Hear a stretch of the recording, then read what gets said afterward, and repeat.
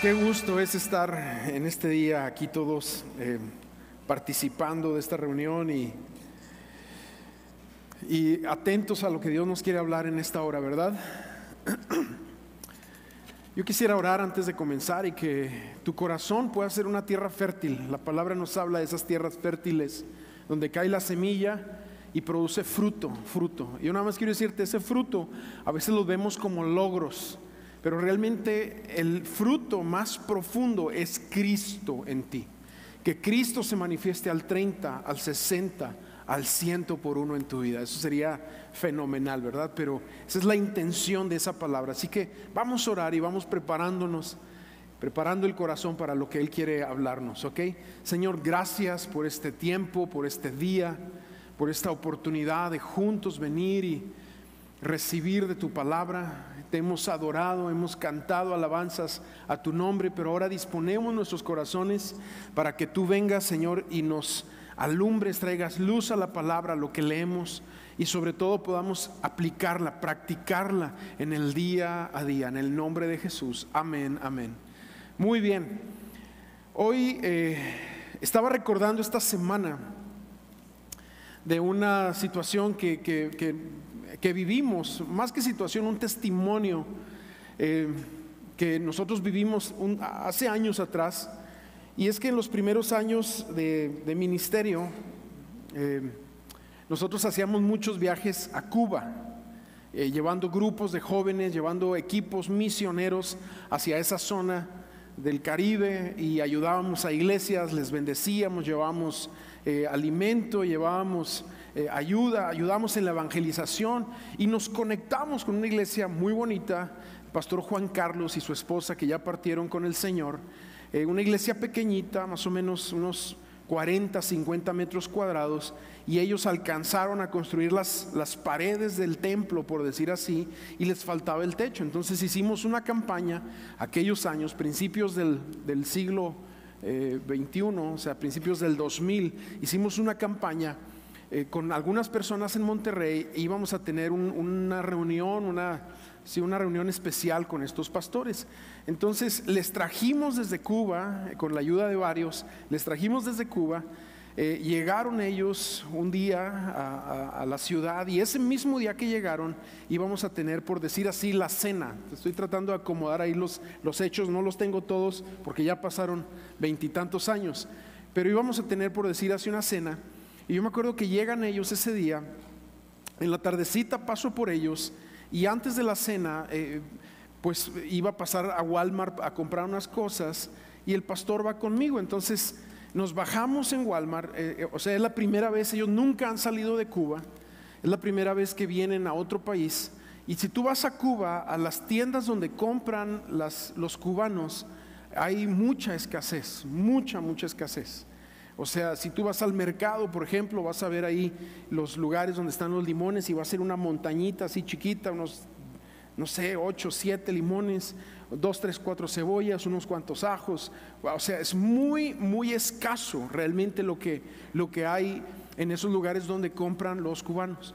Entonces, cuando vamos entrando a Walmart, Las Torres, allá saliendo a la carretera nacional por Monterrey, entramos por la parte de frutas y verduras, te digo, y cuando damos el paso, se abren las puertas, entramos, se detiene el pastor a ver las pirámides que tenemos nosotros acá, de plátanos, de mandarinas, de uvas, de verdura, las pirámides literal a las cuales nosotros estamos acostumbradísimos a ver. Se detiene ahí y empieza a llorar. Y yo en ese momento pues le pregunto: ¿qué pasó, pastor? O sea, ¿por qué llora? O sea, ¿qué tiene? Dice: nunca había visto tanto alimento junto, nunca había visto tanta abundancia. Y esta semana estaba yo recordando ese hecho, eso que pasó, lo cual me marcó. Pero para lo que yo quiero predicarte el día de hoy, me sirve esta historia para lo siguiente. A veces estamos viviendo en escenarios tan escasos en nuestra vida. Podremos estar en medio de abundancia, pero estamos tan escasos de otras cuestiones espirituales, de otros factores en nuestro interior, que no logramos ver, sentir, percibir, palpar la vida abundante que se nos ha prometido, que dijo Jesús que nos iba a dar. Y cuando entramos a este pasaje que te quiero presentar, Isaías 54, realmente es un escenario profético donde Dios quiere que actuemos ante las circunstancias de una forma profética, lo repito, en la vida que la vida nos presenta. Y déjame empezar a leer un poquito ahí Isaías 54. Dice, y voy a leer varias porciones. Te dejo de tarea que lo leas todo, absolutamente todo el capítulo, es muy bonito, pero léelo conmigo, estas porciones que yo escogí, para poder juntos ir caminando en lo que creo que Dios nos quiere hablar en esta hora. Dice versículo 1: tú, mujer estéril que nunca has dado a luz, grita de alegría. Tú que nunca tuviste dolores de parto, prorrumpe en canciones y grita con júbilo, porque más hijos que la casada tendrá la desamparada, dice el Señor. Siguiente dice: ensancha el espacio de tu carpa, despliega las cortinas de tu morada, no te limites, alarga tus cuerdas y refuerza tus estacas, porque a derecha y a izquierda te extenderás. Tu descendencia desalojará naciones y poblará ciudades desoladas. Me brinco al versículo 14, dice: serás establecida en justicia, lejos de ti estará la opresión y nada tendrás que temer. El terror se apartará de ti y no se te acercará. Si alguien te ataca, no será de mi parte. Cualquiera que te ataque caerá ante ti, dice esta escritura. Y ahora me brinco al versículo 17: no prevalecerá ninguna arma que se forje contra ti. Toda lengua que te acuse será refutada. Esta es la herencia de los siervos del Señor, la justicia que de mí procede, afirma el Señor. Y es un pasaje precioso, pero nos va enseñando cómo actuar en los escenarios donde vemos esterilidad. Ahora, voy a empezar con los últimos versículos y me voy a regresar a los primeros para armar aquí. Bueno, pues yo hice el mensaje, ¿verdad? A final de cuentas. Entonces, para que tú puedas ir recibiendo más, vamos a hacerlo así. Primero tenemos que entender, no nacimos para vivir en temor. Eso es algo que tenemos que captar. Hay un temor bueno, hay un temor bueno. La palabra nos suena complicada, pero el temor bueno, dice Proverbios 1:7, el principio de la sabiduría es el temor de Jehová. El temor bueno es el temor de apartarnos de su presencia, de apartarnos de su voluntad. Y ese temor de apartarnos de su voluntad, de saber que separados de Él somos nada, nos lleva a tomar buenas decisiones en nuestra vida. Ese tipo de temor de Dios, el cual es muy insistente en la Escritura, lo pone el Espíritu Santo. Pero hay un temor malo. El temor malo es aquel donde hay rendijas y puertas, como lo acabamos de leer ahí, donde el enemigo trae mentiras, te enfocas en las circunstancias, te afanas en los problemas, entras en una especie de ansiedad espiritual, y a veces se refleja en una ansiedad física también, porque estás tan centrado en lo que ves y no cambia, que ese llega a ser un temor malo. Es un temor que paraliza, nos estanca y sobre todo bloquea la fe. Si la fe es bloqueada, el suministro de agua para vivir espiritualmente nos va a dejar secos, y ese tipo de temor no proviene de Dios y es malísimo. Pero este pasaje, fíjate cómo dicen los últimos versículos. Dice en el mensaje profético de Isaías, dice: lejos de ti estará la opresión y nada tendrás que temer. El terror se apartará de ti y no se te acercará. Escucha bien lo que dice, porque aquí lo que no está diciendo es que estarás lejos de la opresión o lejos de las dificultades, traduciéndolo, por lo tanto no temerás. No dice eso. Lo que dice es que nada tendrás que temer, por lo tanto la opresión se alejará de ti. ¿Sí? Y es entender aquí lo siguiente. En la NTV de este mismo pasaje dice: vivirás en paz, vivirás en paz. Por lo tanto, el terror no se te acercará, porque entendemos que la paz es un muro que Dios pone alrededor de nosotros, que nos libra de toda situación para que penetre en la mente y en el corazón y podamos vivir entonces en esa vida abundante prometida por Jesús. Pero es entender aquí, súper importante esta parte también, que el temor es el punto de acceso del enemigo. El ladrón que viene a robar, matar y destruir está buscando esas rendijas donde tu paz se fractura para entrar a tu vida y generar, el ladrón que viene a robar, matar y destruir, generar un acuerdo con él, porque eso es el temor, un acuerdo con el acusador, donde dejas de oxigenarte del cielo y empiezas a escuchar más su voz, que te plasma o te asienta en la situación que estás viviendo, que en lo que Dios ha dicho en la palabra y en lo que nosotros tenemos que vivir por fe. Por eso Job, cuando está orando en medio de su dificultad, en esa oración dice: lo que más temía me sobrevino, lo que más me asustaba me sucedió. Porque el temor es el punto de acceso al diablo, a la acusación y a todas sus mentiras. Porque el temor, yo te decía ahorita, es un contrato con el acusador. Creerle sus mentiras empodera al acusador, al mentiroso. Es entender que nosotros tenemos autoridad y poder por medio del Espíritu Santo. El enemigo no tiene autoridad, pero sí tiene poder. Escúchame bien aquí, tienes que entender esto. Dios nos ha dado a nosotros autoridad por medio de la cruz, pero cuando nosotros le creemos sus mentiras, se fractura nuestra paz, entra el temor, entonces le cedemos nuestra autoridad para que entonces Él nos lleve en un proceso de afán, de ansiedad, de dolor, de incertidumbre, de desilusión en lo que estamos viviendo. Yo te decía ahorita también que aquí no dice que no tendremos conflictos, pero lo que sí dice es que en los conflictos tendremos paz como un tipo de muro. Es lo que yo te estoy tratando de dar a entender. Aquí lo dice así: cualquiera que te ataque caerá ante ti. Y recuerda las palabras de Jesús en el 16:33 de Juan. Él dice: estas cosas les he hablado para que en mí tengan paz.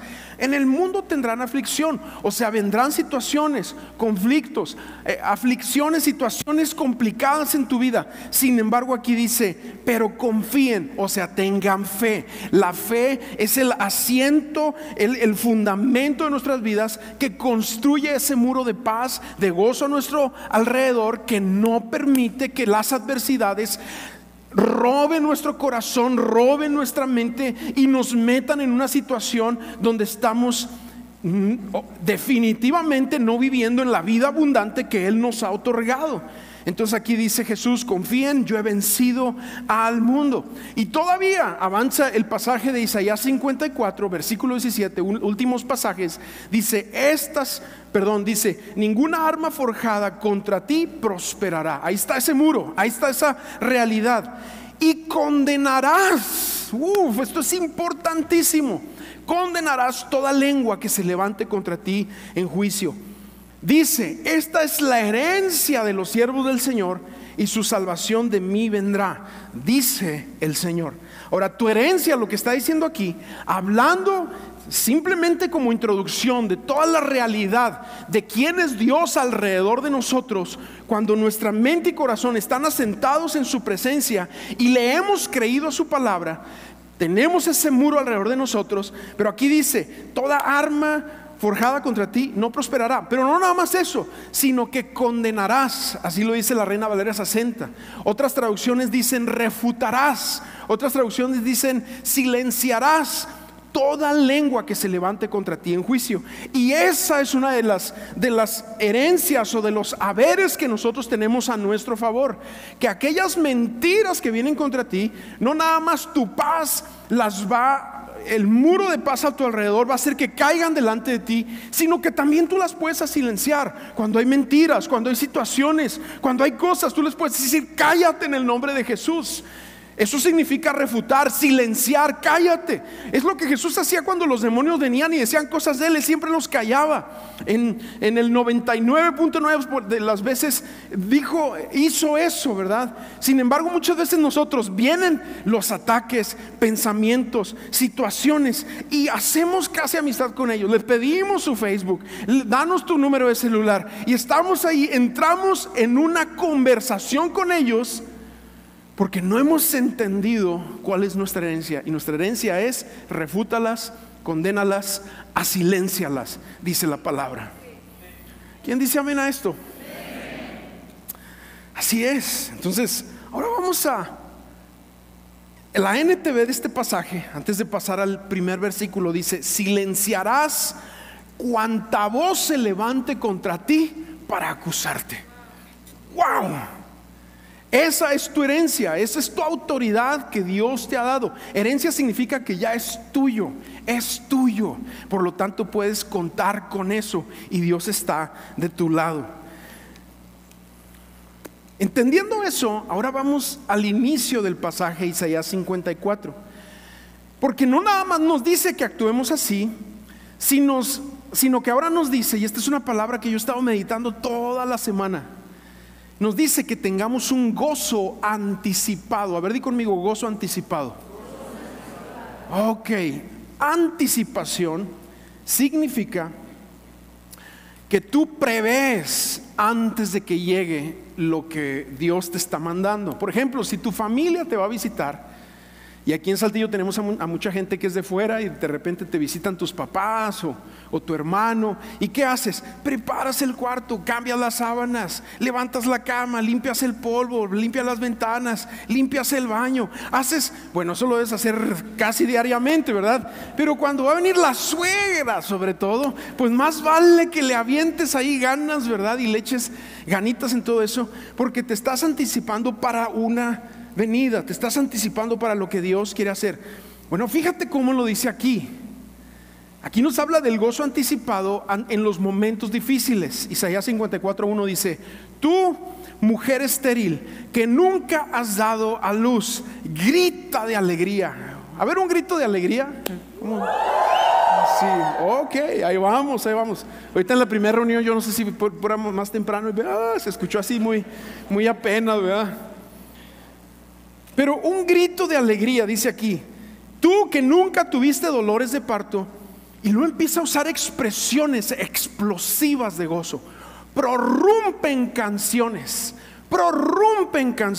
y grita con júbilo, porque más hijos que la casada tendrá la desamparada, dice el Señor. Ahora, escucha bien, todos en nuestras vidas tenemos áreas donde hemos dado mucho fruto, donde hemos fructificado, pero también todos aquí tenemos áreas de esterilidad. O sea, todos tenemos áreas que no han salido como las planeamos, y todos tenemos áreas que no han fructificado como lo anticipamos.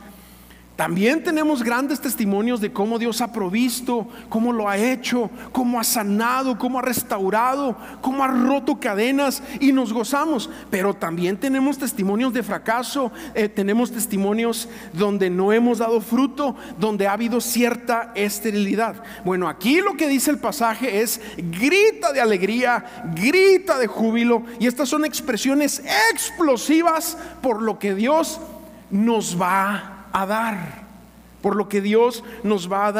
El grito anticipado o el júbilo anticipado es una expresión de fe ante lo que no ha llegado, pero sabemos que va a llegar.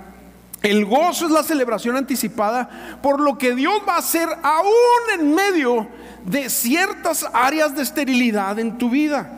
Dios nos está diciendo: gózate frente a aquello lo cual es tu área más estéril en tu vida. ¿Y qué es esto? A lo mejor la salvación de tu familia, un hijo que anda rebelde, un hermano que no anda bien, o un tema financiero, un hábito que no has logrado conquistar, o algo que viene como un oleaje a tu vida y te golpea y no logras salir de eso, y es cíclico en tu vida. Pues Dios te está diciendo: rompe de alegría, gózate ante esa situación, porque quiero llevarte a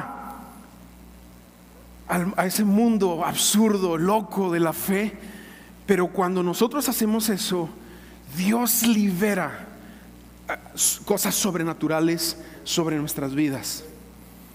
Ahora, es totalmente ilógico desde el punto de vista humano alegrarnos por algo que no ha sucedido. Lo lógico es alegrarnos. Te dieron una promoción y llegas a la casa, vieja, ¿sí? Algo pasó, algo bueno, ganó los Dallas Cowboys, ¿verdad? Que andan, bueno, lo que sea, pero te anticipas, o sea, no, esa no es anticipación, ese es gozo por lo que ha pasado, por lo que sucedió, por lo que está aconteciendo en tu vida. Lo normal, lo lógico es eso, desde el punto de vista humano. Y es totalmente ilógico lo que yo te estoy planteando. O sea, Dios, que es el Dios de la eternidad, que ve el tiempo de otras maneras, Él sabe lo que nos ha dado.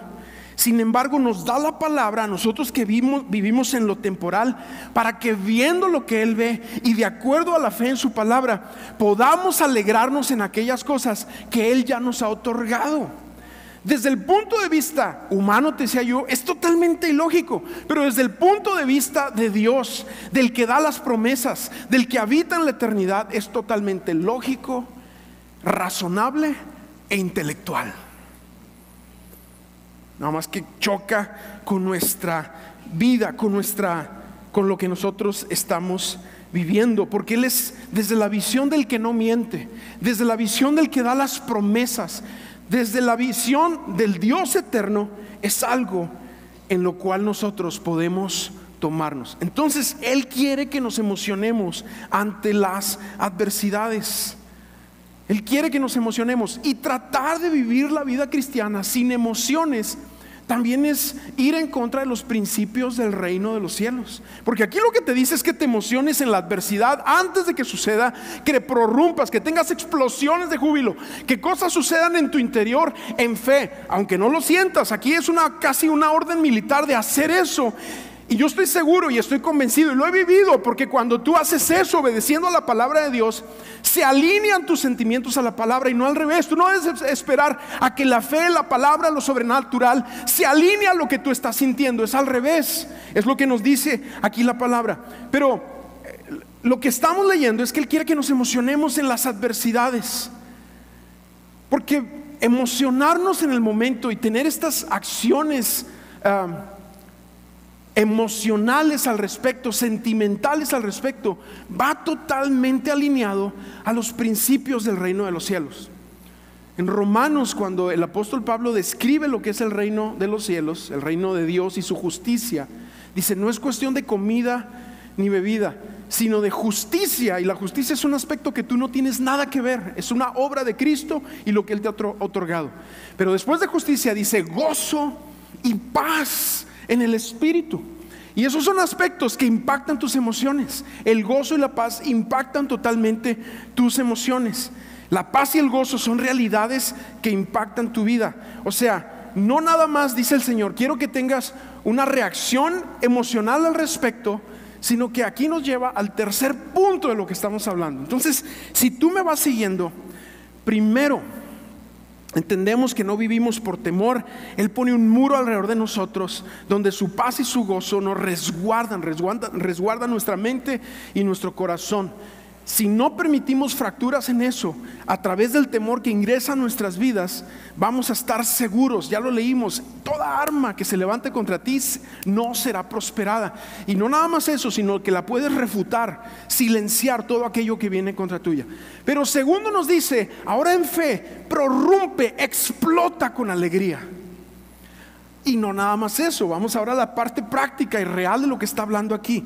Dice que te anticipes ahora, número 3, en lo natural. Fíjate cómo dice el versículo 2 y 3. Dice: ensancha el espacio de tu carpa, despliega las cortinas de tu morada, no te limites, alarga tus cuerdas, refuerza tus estacas, porque a derecha y a izquierda te extenderás. O sea, le está diciendo a esta mujer que está casada pero que no puede tener hijos, que vive esterilidad, te está diciendo a ti que hay áreas en tu vida donde no has visto fruto y están bloqueadas, están estériles. Te está diciendo a ti que antes de que suceda, no nada más grites de júbilo, sino que construyas otro cuarto para el bebé que va a llegar. ¿Sí me va siguiendo? Te dice que empieces a dar fe por aquello que va a suceder. Hay tantos ejemplos de esto en la palabra de Dios.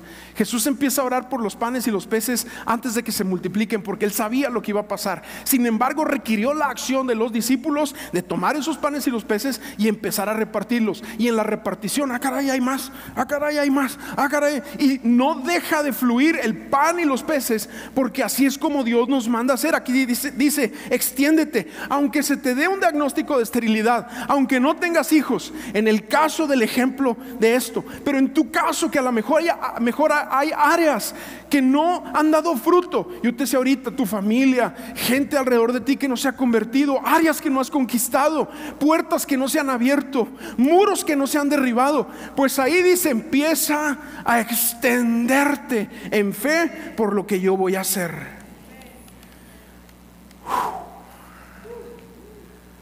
Wow. Mira, los discípulos, tú dale, mano, no te detengas, ¿verdad? Cuando el Señor Jesucristo establece a sus discípulos, Él establece 12 discípulos.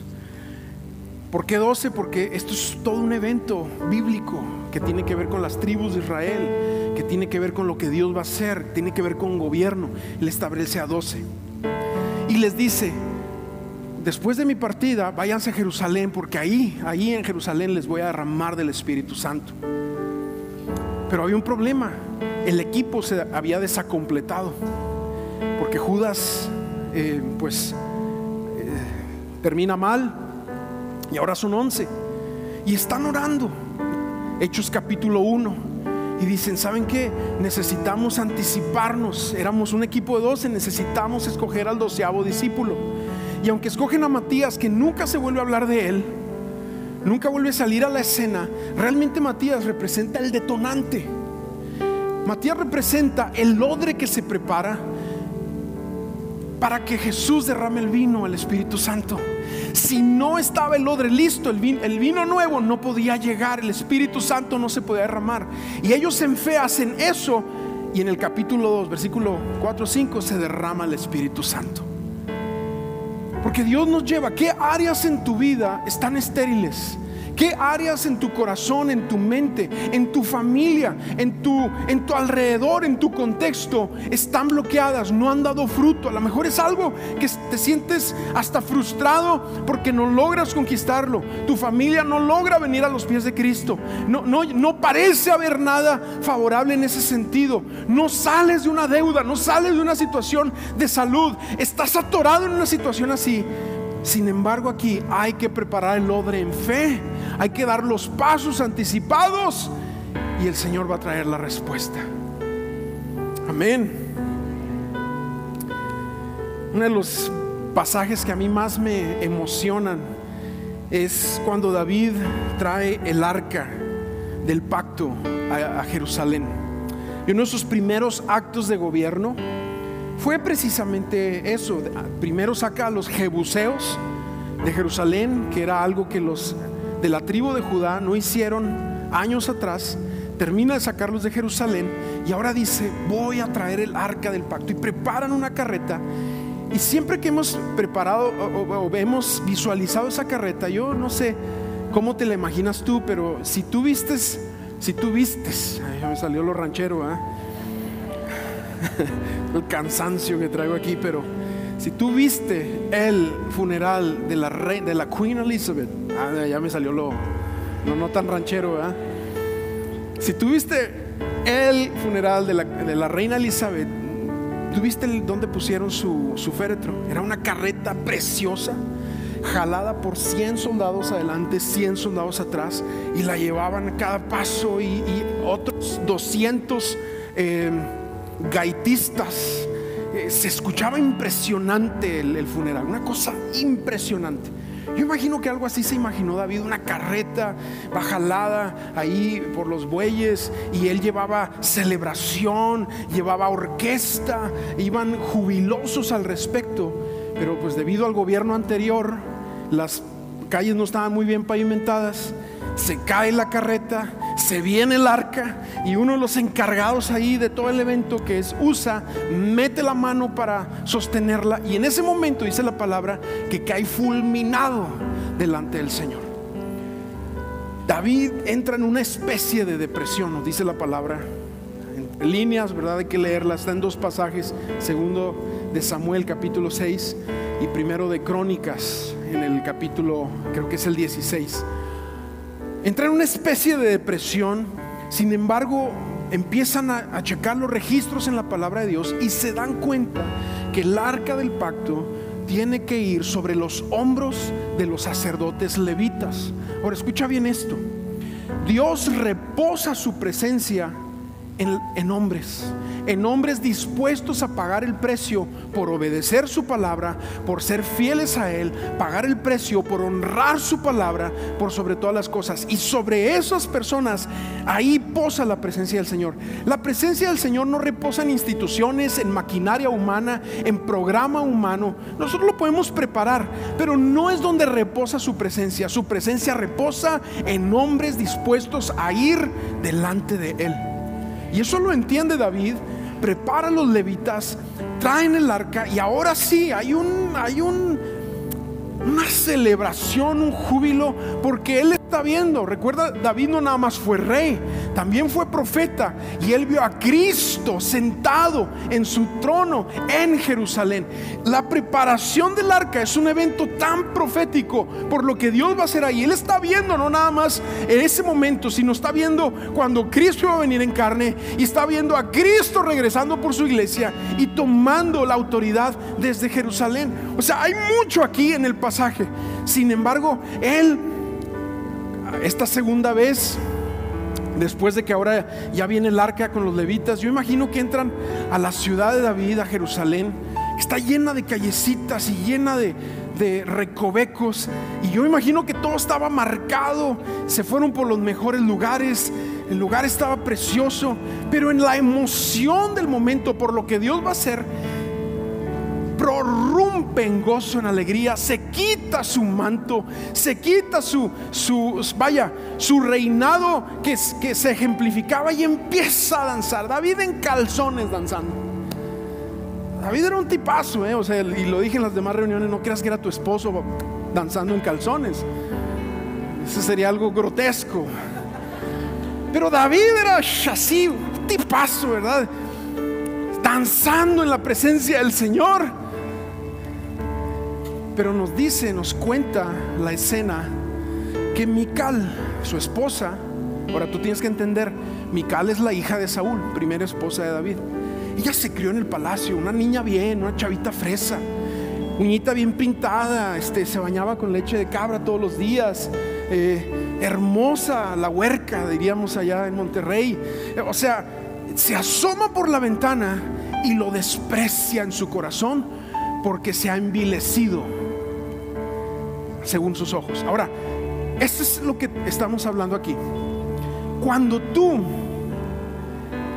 caminas en fe como lo hizo David, te quitas de tu manto, te alegras delante de tu Dios, explotas, prorrumpes en júbilo, aún por lo que Dios no ha hecho, pero ya te ha hecho la provisión por medio de su palabra para hacerlo.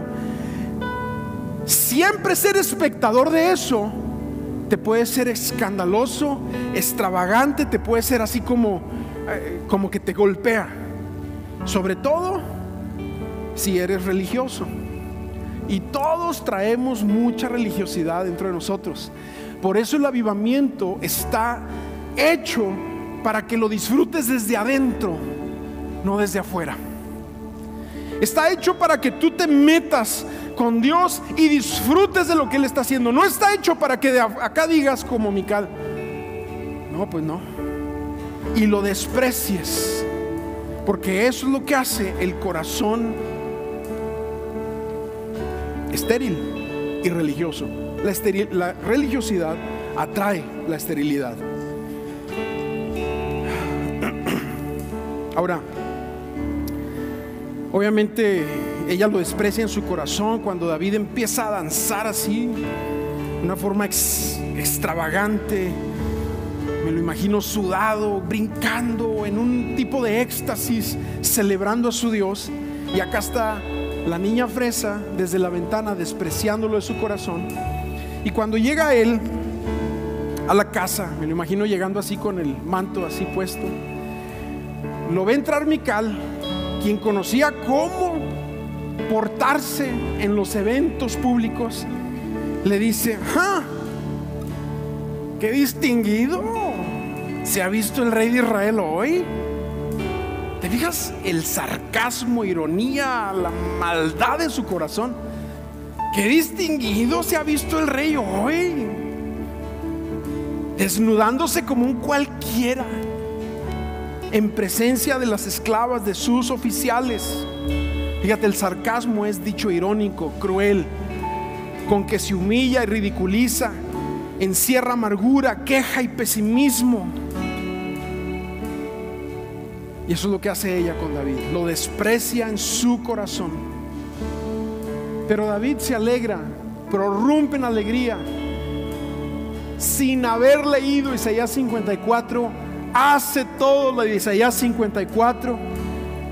Y vemos cómo Dios lo bendice por todo esto. Es algo precioso lo que sucede ahí.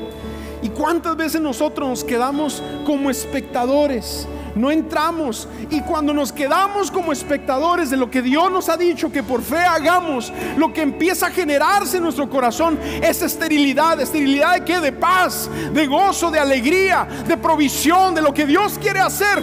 Porque estamos como espectadores, no queremos entrar a la fe de gritar, de adorar, de brincar en su presencia.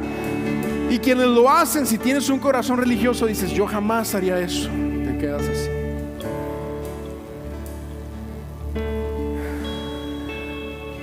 Pero llega David a la casa, yo te decía, y después de que Mical le dice: híjole, te viste ridículo, qué bárbaro, qué mal te viste, así como un cualquiera, vieja, ¿verdad? Qué bárbara. Pero fíjate cómo le contesta David: lo hice en la presencia del Señor.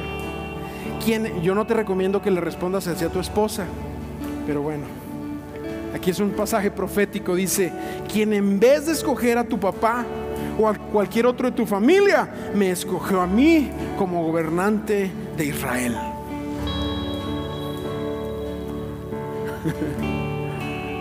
Wow. ¿Por qué no te pones de pie ahí donde estamos?